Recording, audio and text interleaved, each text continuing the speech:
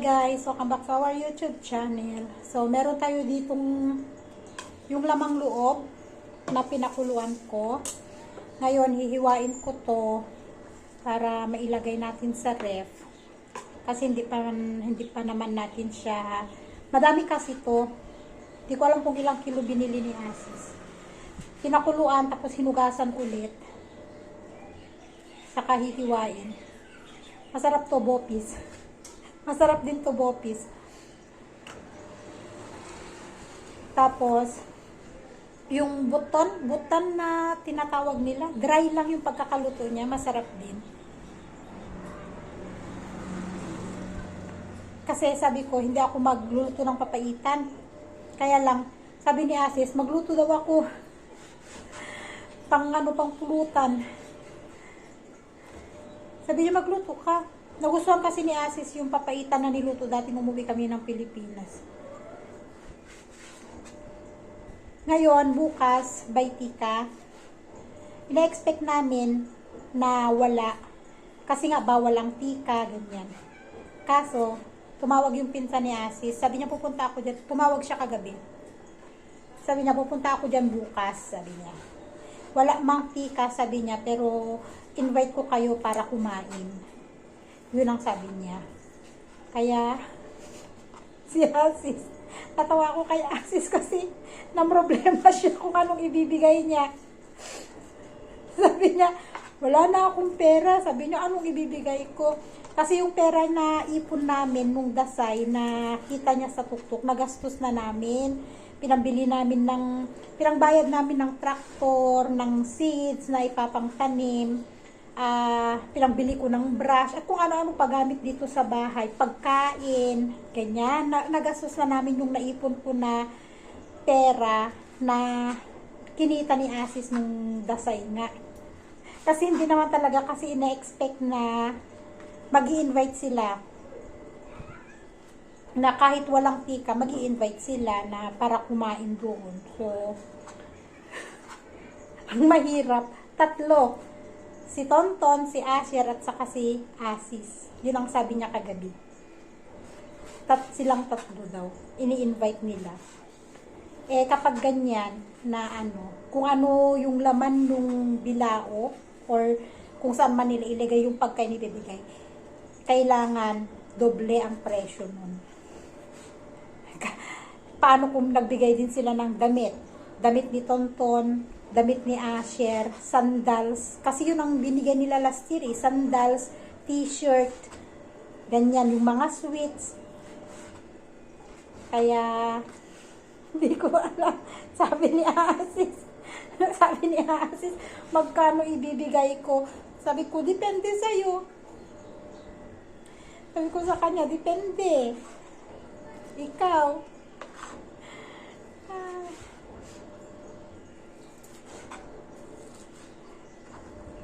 Kasi last year, dahil dalawa si Asis lang kasi at saka si Asis yung nai-invite sa Baitika na ganyan. Madalas ang binibigay ni Asis, 12,000. Tig 6,000 sila ni Asher. Ngayon, hindi ko alam kung magkano ibibigay ni Asis bukas. Kasi magbibigay sila ng roti. Magluluto sila ng roti mamayang gabi. Yung cell roti. Tapos yung mga nuts, yung nakita nyo sa mga bilihan dyan sa Parsa, ayun.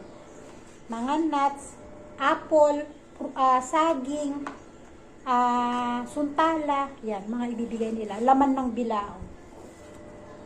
Galing din siya kanina doon, kina Ama. In-invite niya si Sanjeev. Sabi niya bukas sa bahay kakain. Eh, sina Sumitra, uuwi. Kasi Baitika sa mga, may dalawang kapatid si Sumitra na lalaki. Tapos dalawa din sila na babae. Ayun o, may dala siya malaking sako bag, prutas, ganyan, bibigay. Pag nandito si Sumitra, hindi siya naglalagay ng sindur, hindi siya naglalagay ng tika, wala din siyang necklace na pote At wala din siyang tsura. Pag nandito siya, pero pag umuwi siya sa kanila, todo lagay siya ng sindurtika, lahat meron. Siguro sinisita siya pag umuwi siya doon na walang ganun. Parang si Ama. Si Ama pag nandito, wala din lahat. Pero may ano si Ama. Meron siyang tsura at saka pote. Pero hindi siya nagsusot ng sindur or tika. Pero pag umuwi yan sa kanila, sa Baratpur, todo lagay din yan si Ama. May pasindur. Sindur din si Ama. One reason kung bakit ayaw kong umuwi. One reason kung bakit ayaw ko pumunta doon sa sa kamag-anakan ni Ama sa Baratpur, naninita sila. Pumunta kami doon na si Asis. Di ko alam kung anong ginawa namin doon. Kina Mama. Di ko alam kung anong ginawa. Something na nag-invite yata. May ibinigay, may idinaan, ganan. Yung pinsan ni Asis, nanita siya. Sabi niya, bakit hindi ka naglalagay ng sindur? Sabi niya, nandito ka sa Nepal. Sabi niya, dapat maglagay ka ng sindur, wala ka man lang pote. Sabi niya, para kang dalaga, sabi sa akin yung pinsan ni Asis. Sabi niya, nandito ka sa Nepal, kailangan maglagay ka ng ganito, ganyan. Ano lang ako, ngumiti lang ako. Sabi ni Asis, huwag mong intindihin niyang pinsan ko na yan, sabi ni Asis. Naninita sila dun. Kaya ayaw ko pumunta doon. Adding sleeping. Lahat sisitahin. Kailangan meron kang ganito, meron kang ganyan. Sa kanila kasi kapag may sindur at saka may pote tsura ka, symbol yun na may asawa. Sabi niya, hindi magandang tignan na hindi ka nagsusot ng ganito, ganyan, may asawa ka na, sabi niya. Ngiti lang ako. Tapos sabi ni Asis, sabi niya sa akin, huwag mong intindihin niyang pinsan ko na yan. Meron na kaya ako nakita dito. Anong tawag sa atin yung ganito? Pero may nakita ako dito. Yung chicharon bulaklak. Mag-isa lang. Ayan o. Chicharon bulaklak siya. Pang chicharon bulaklak. Sabi ko kung marami lang na ganyan, chicharonin ko. Wala na siyang amoy. Hindi na siya maanggo. Alam nyo naman ang amoy ng lamang loob, diba? Kapag hindi mo pinakuluan, nilagyan ko ng suka, nilagyan ko ng kung ano-anong spices para mawala yung angdo niya. Kasi hindi naman tululutuin agad-agad, guys. Ilalagay ko to sa plastic, ilalagay ko siya sa ref para may maunti-unti na pang-ulam-ulam. May dalang sugar cane si Asis. Sugar cane. I like that one. You know, when we were small, we are used to eat sugar cane in the province. We just eating like this. Can I plant? Can I plant some? Huh? This one. That one plant? May sugar cane. Nandito kami sa Parsa. Halos lahat ng shops ay closed. Ang bukas lang ay pharmacy. At saka yung mga maliliit na store, yung bilihan ng mga chips. No. Sarado? Closed? Not close, but not accepting. Not accepting the card? Maybe they don't have money. Oh, sarado din ang mga ATM. You try this one or the NIC? I know the done. You try this one NIC. Yeah. This one NIC. This one. Prabhu Bank. Kasi nga, kailangan namin magbigay ng pera dun sa pinsan ni Asis na nag-invite. All shops are closed. Hindi naman all shops. Kasi yung mga maliliit na tindahan, gaya niyan, bilihan ng mga chips. Bukas naman. Tapos bilihan ng, may mga vendor na nagtitinda ng mga gulay. Pharmacy ang bukas. 24/7 yata ang pharmacy na bukas. Meron yata. Siguro meron. Medyo matagal sila eh. So, pag uwi namin, diretso na kami doon kina Bari. para kumain. Kumain para tanggapin lang yung ibibigay na pagkain.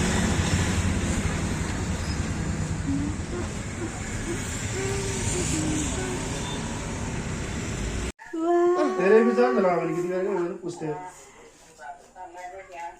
हाँ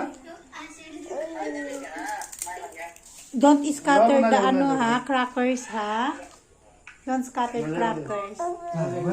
Binigyan nila para kayong asis.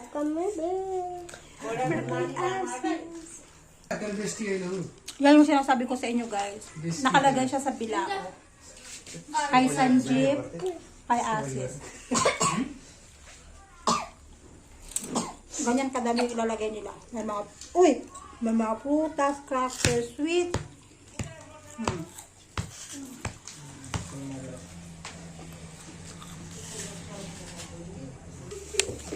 At para kay Asher. May sariling bilao si Asher. Oh. Say thank you, Hawi ang bilao.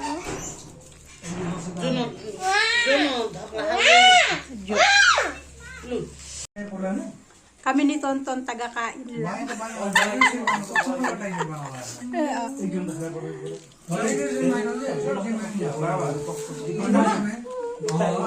Magaling kumain itong isa eh.